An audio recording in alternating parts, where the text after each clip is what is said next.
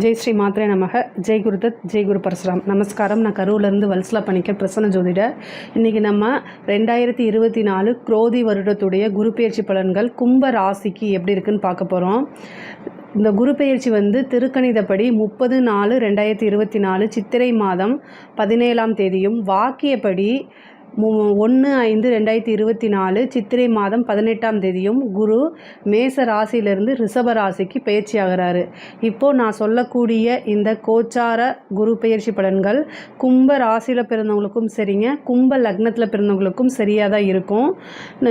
நீங்கள் ஒரு 100% அக்யூரேட்டான பலன்கள் உங்களுக்கு வேணும் அப்படின்னா உங்களுடைய சுய ஜாதகம் இருக்கும் இல்லையா, பர்த் ஹாரோஸ்கோப்பில் கிரகங்களுடைய பொசிஷன்ஸ் இப்போ என்ன தசாபுத்தி போயிட்டு இருக்குது, கோச்சாரத்துடைய நிலைகள், இது எல்லாமே வச்சு தான் நம்ம ஒரு 100% அக்யூரேட்டான கால்குலேட் பண்ணி உங்களுக்கு சொல்ல முடியும். இருந்தாலும் நான் சொல்லக்கூடிய இந்த கோச்சார குரு பேச்சு பலன்கள் சரியாக தான் இருக்குங்க. கும்ப ராசியை பொறுத்த வரைக்கும் இதுவரைக்கும் உங்களுக்கு 3ஆம் இடத்துல இருந்த குரு இப்போ 4ஆம் இடத்துக்கு போகிறாரு. 4ஆம் இடத்துக்கு போகும்போது என்னென்ன வீட்டெல்லாம் பார்க்குறாருன்னா, உங்களுடைய ராசிப்படி 8ஆம் அஷ்டமஸ்தானத்தையும் பார்க்குறாரு, தொழில் ஸ்தானத்தையும் பார்க்குறாரு, 12ஆம் இடத்தையும் பார்க்குறாருங்க. 12ஆம் இடம் அப்படிங்கிறது விரயம் மட்டும் இல்லை, இன்வெஸ்ட்மெண்ட்டும் அதுதான். 4ஆம் வீட்டுக்கு வந்திருக்காரு. அதாவது உங்களுக்கு குரு பெயர்ச்சி பிஸ்னஸுக்கு ரொம்ப ரொம்ப அற்புதமாக இருக்குங்க. அதாவது தொழில், உற்பத்தி சார்ந்த தொழில் அப்படின்னா இன்னும் ரொம்ப சூப்பருங்க. அதாவது ப்ளஸ் மட்டும் இல்லை, மைனஸும் இதில் சில விஷயங்கள் இருக்குது. இருந்தாலும் நீங்கள் உங்களுடைய விஷயங்களில் ரொம்ப ஃபோக்கஸ்டாக இருந்தீங்க அப்படின்னா கண்டிப்பாக ஜெயிக்க முடியும். கும்ப ராசி அப்படின்னாலே என்னென்னா ரொம்ப ஃபோக்கஸ்டாக இருப்பாங்க. ஒரு விஷயம் அப்படின்னு முடிவு பண்ணிட்டா அந்த விஷயத்துலேயே தான் அவங்க கண்ணும் கருத்துமா அதை முடிக்கிற வரைக்கும் அவங்க வேறு பக்கம் ஃபோக்கஸ் பண்ண மாட்டாங்க. இது ரொம்ப நாலேஜ், அதாவது கும்பராசியை பொறுத்த வரைக்கும் இது ஒரு நல்ல நாலேஜாக உங்களுக்கு படிப்பறிவு இல்லைனாலும் நீங்கள் உங்களுடைய துறை சார்ந்த அறிவு, அதாவது அதில் நாலேஜாக இருப்பீங்க. அதனால தான் உங்களுக்கு எல்லா விஷயமும் நீங்கள் எடுத்திங்கன்னா 90% சக்ஸஸாக முடியறதுக்கு அதுதான் காரணம். இந்த குரு பயிற்சி நான் ஏன் ஃபோக்கஸ் அப்படிங்கிற ஒரு விஷயம் சொன்னேன்னா, இயற்கையிலேயே நீங்கள் ரொம்ப ஃபோக்கஸ்டான பர்சனாக இருந்தாலும் இப்போது உங்களுடைய ராசியில் யார் இருக்கா, சனி இருக்கார். உங்களுக்கு அவர் ராசியாதிபதியாக இருந்தால் கூட சனியோடைய வேலை, பிரதான வேலை அப்படி என்னென்னா ஃபோக்கஸ் அப்படிங்கிற ஒரு விஷயத்தை குறைக்கிறது தான். அதாவது உங்களுடைய கவனம் சிதறல்கள் ஏற்படுங்க. அவருடைய தலையாய வேலையை கவன சிதறல் சோம்பேறித்தனமும் தான். அந்த விஷயங்களை நீங்கள் என்னென்னா ஒதுக்கி வைக்கணும். அது எப்படி ஒதுக்கி வைக்கிறது, அதுக்கு என்ன பரிகாரம் அப்படின்னு நீங்கள் கேட்குறீங்கன்னா, ஒரு கோயிலுக்கு போய் விளக்கு போடுறதுனால நம்மளோட சோம்பேறித்தனம் போகாது. ஃபஸ்ட்டு நம்மளுடைய எண்ணங்களை சரி பண்ணிக்கணும். ஓகேங்களா? அதாவது கோவிலில் போய் விளக்கு போடுங்க, நான் இல்லைன்னு சொல்லலை. ஆனால் நீங்கள் என்னென்னா எண்ணங்களை மாற்றிக்காத வரைக்கும் அது செயல்படாது. கோவிலுக்கு எதுக்கு போகிறோம் அப்படின்னா பாசிட்டிவான எண்ணங்களை வளர்க்குறதுக்காக மட்டும்தான்.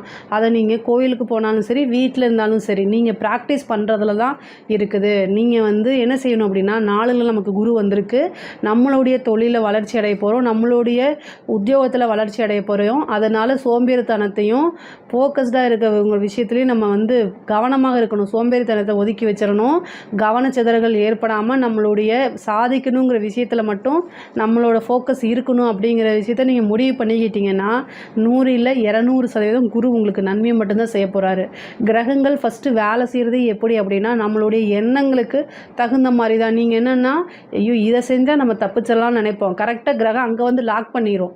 ஸோ அதனால் நம்ம கரெக்டாக இருந்துட்டா கிரகமே என்ன செஞ்சிடும், இவன் ஒன்றும் தேர மாட்டான் அப்படின்னு ஆசீர்வாதம் பண்ணிட்டு போயிடுங்க. அதனால் இந்த 7 சனி இருக்குது, அதனால் நமக்கு குரு பலம்லாம் ஒன்றுமே செய்யாது அப்படின்னு நீங்கள் நினைக்காதீங்க. பல விஷயங்களை குரு செஞ்சுருவார்.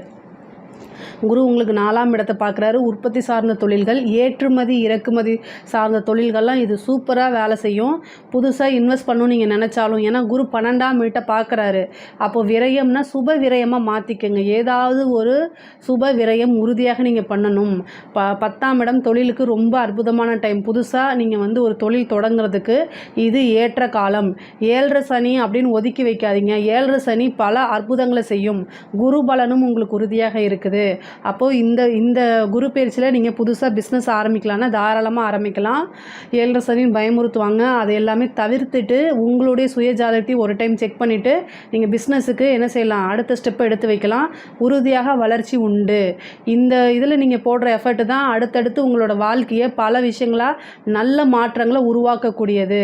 அதே மாதிரி தொழிலில் பிஸ்னஸ் முடிஞ்சிருச்சு, உத்தியோக ரீதியாக இருக்கவங்களுக்கு இது ஒரு நல்ல அமைப்பு.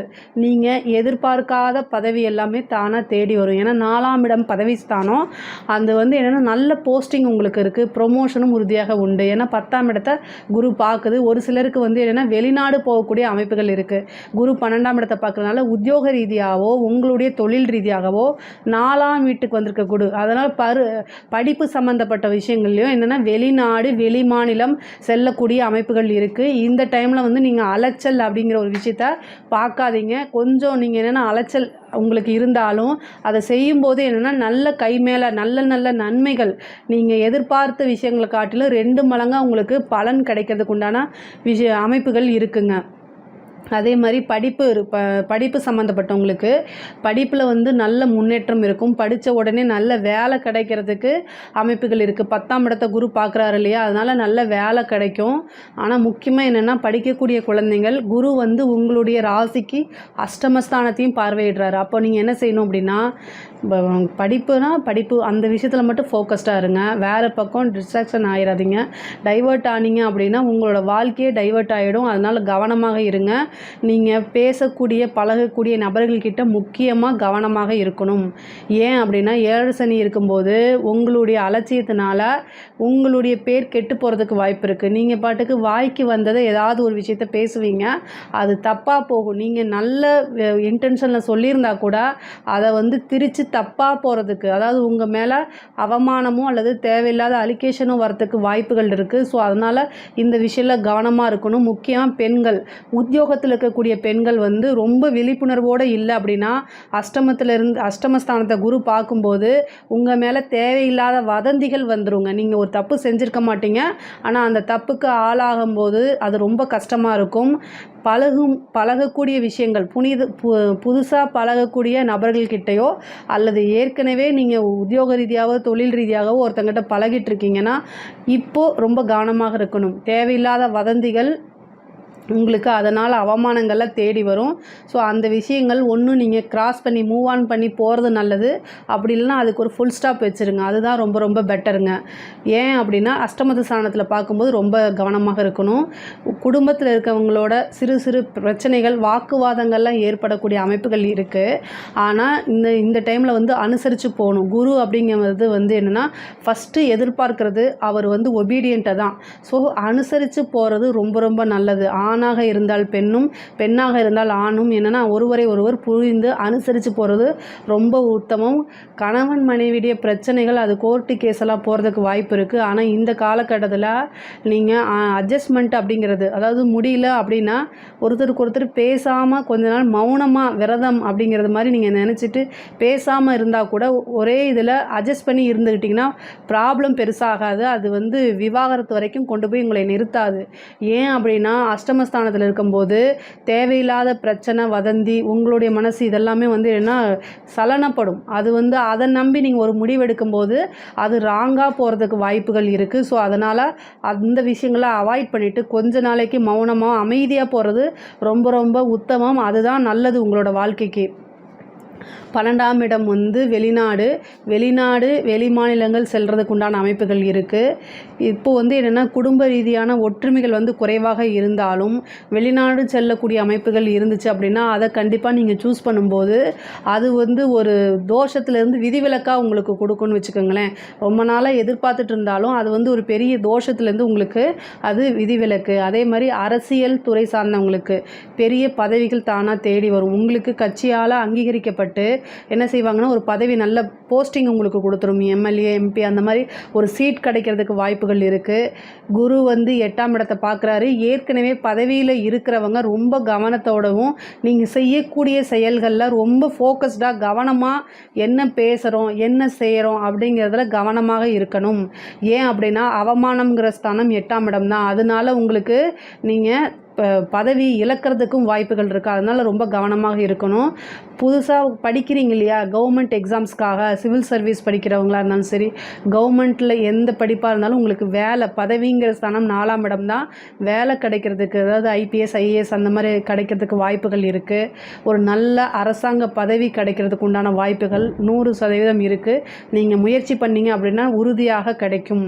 அது சாதாரணமாக ப்ரைவேட் ஜாப் ட்ரை பண்ணிட்டு இருக்கவங்க கூட நல்ல போஸ்டிங்கில் போய் உட்கார்றதுக்கு உண்டான வாய்ப்புகள் இருக்குது. வீடு கட்டக்கூடிய அமைப்புகள் இருக்குது. தாய் வழி சொத்துக்கள் இருக்குது. 4ஆம் இடம் அப்படிங்கிறது வந்து என்ன, வீடு, வண்டி, வாகனங்களை குறிக்கக்கூடியது. 4ஆம் வீட்டுக்கு வந்திருக்கக்கூடிய குரு வந்து உங்களுக்கு வீடு, சொத்து சேர்க்கை, அதே மாதிரி லோன் கிடைக்கிறதுக்கு உண்டான வாய்ப்பு இருக்குது. அது பிஸ்னஸாக இருந்தாலும் சரி, ஏதாவது ஒரு சுப விரயம் பண்ணணும். ஏன்னா குரு 4ஆம் வீட்டில் இருந்து எதை பார்க்குறாருன்னா 12ஆம் வீட்டை பார்க்குறாரு. அப்போது ஏதாவது ஒரு ப்ராப்பர்ட்டி ஆல்ரெடி உங்களுக்கு இருக்குது அப்படின்னா, இப்போ நீங்கள் கையில் பணம் வச்சுருந்தீங்கன்னா அது வேறு ஏதாவது மருத்துவ செலவு ஆகிறதுக்கு பதிலாக நீங்கள் என்னென்ன வீடு கட்டுறதுக்காக அதை செலவு பண்ணிடுங்க. அதே மாதிரி லோன் போடுற மாதிரி இருந்துச்சுன்னா குரு 8ஆம் இடத்தை பார்க்குறாரு. அளவுக்கு மீறி லோன் போட்டுறாதீங்க, அது போய் உங்களுக்கு சிக்கிக்கும். அதனால் லோன் போடுற மாதிரி இருந்தால் உங்களுடைய வருமானத்தில் 30% மட்டும் நீங்கள் என்ன செய்யுங்க, லோன் போட்டு ஒரு வீடை கட்டுங்க. அது வந்து உங்களுக்கு எந்த விதத்துலையும் பெருசாக பாதிக்காது. லோன் கிடைக்குமானா தாராளமாக கிடைக்கும். ஏன்னா குரு 10ஆம் இடத்தையும் 12ஆம் இடத்தையும் பார்க்குறாரு. ஒரு வீடு கட்டுறதுக்கு உண்டான சோர்ஸை உங்களுக்கு உருவாக்கி கொடுப்பாரு. வாகனங்கள் வாங்கக்கூடிய அமைப்புகள் இருக்குது. பெண்களுக்கு வந்து பார்த்திங்கன்னா உங்களுடைய வாய்ப்புகள் தேடி நல்லா, அதாவது 10ஆம் இடத்தை பார்க்குறதுனால ஒரு தொழில் புரியறதுக்கோ ஒரு உத்தியோகம் பண்ணுறதுக்கு உண்டான வாய்ப்புகளை தேடி தருவார். இந்த குரு வந்து திருமண கலத்திர ஸ்தானத்தை பார்க்கலனால திருமணத்துக்கு உண்டான குரு பலம் வந்து கும்பர ஆசையை பொறுத்த வரைக்கும் இல்லை. அதனால் திருமணம் பண்ணணும்னு நீங்கள் நினைக்கிறீங்க அப்படின்னா உங்களுடைய சுய ஜாதகத்தை நீங்கள் பார்த்துக்கிறது நல்லது. ஹெல்த் சம்மந்தப்பட்ட விஷயங்கள ரொம்ப கான்சியஸாக இருக்கணும். முக்கியமாக தாயாருடைய உடல்நிலையில் கவனமாக இருக்கணும். தாயாருடைய உடல்நிலையில் ஏதாவது ப்ராப்ளம்னா அதை பார்த்துருங்க. தாயாருக்கு சிறு கண்டம் ஏற்படக்கூடிய அமைப்புகள் இருக்குது. தாயாருக்கு மருத்துவ செலவு ஏற்படக்கூடிய வாய்ப்பு இருக்குது.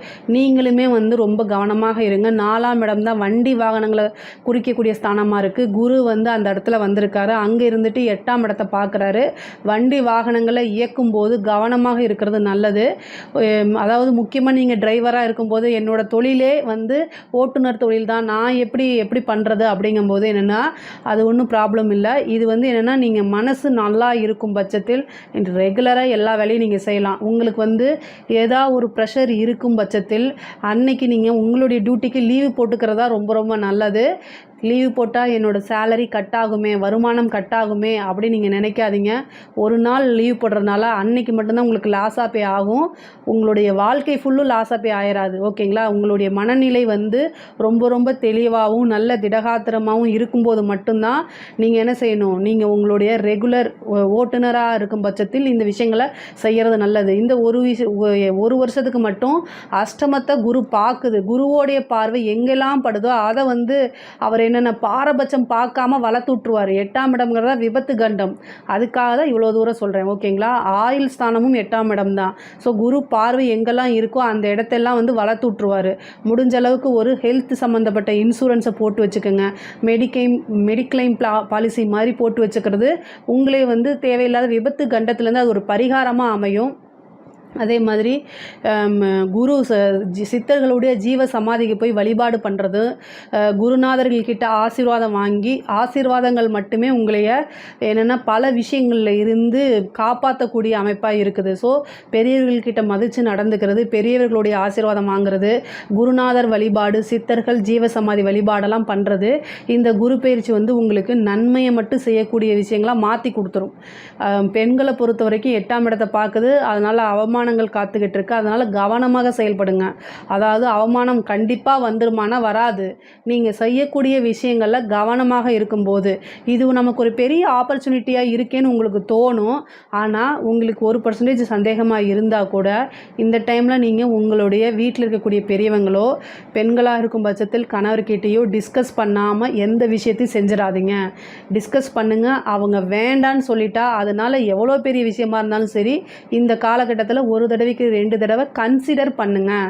நீங்கள் சொல்லாமல் கொள்ளாமல் ஒரு விஷயத்தை செய்யும்போது சிக்கலில் போய் மாட்டிக்கிறதுக்கு வாய்ப்புகள் இருக்குது. அதனால் செய்யுங்க. அது நெகட்டிவோ ப்ளஸ்ஸோ நீங்கள் வீட்டில் சொல்லிட்டு செய்யும்போது அவங்க உங்களுக்கு கூட இருந்து சப்போர்ட் பண்ணுவாங்க. இல்லை அப்படின்னா அது ரொம்ப கஷ்டத்தில் முடிஞ்சிடும். பொதுவாக 4ஆம் வீட்டுக்கு வந்திருக்கக்கூடிய குரு ஆடை ஆபரண சேர்க்கை கொடுப்பாரு, வீடு கட்டக்கூடிய யோகம் கொடுப்பாரு, பிஸ்னஸ் அதாவது உங்களுடைய தொழிலில் பெரிய லெவலில் முன்னேற்றத்துக்கு உண்டான வாய்ப்புகளை கொடுக்குறாரு. இந்த குரு பயிற்சி உங்களுக்கு நல்லதாக தான் அமையும். ஏதாவது சந்தேகங்கள் இருக்குது அப்படின்னா நீங்கள் கமெண்ட்ஸில் கேளுங்க. கண்டிப்பாக நான் ஆன்சர் பண்ணுறேன். நம்மளுடைய சேனலை லைக் பண்ணுங்கள், ஷேர் பண்ணுங்கள், சப்ஸ்கிரைப் பண்ணுங்கள். நன்றி, வணக்கம்.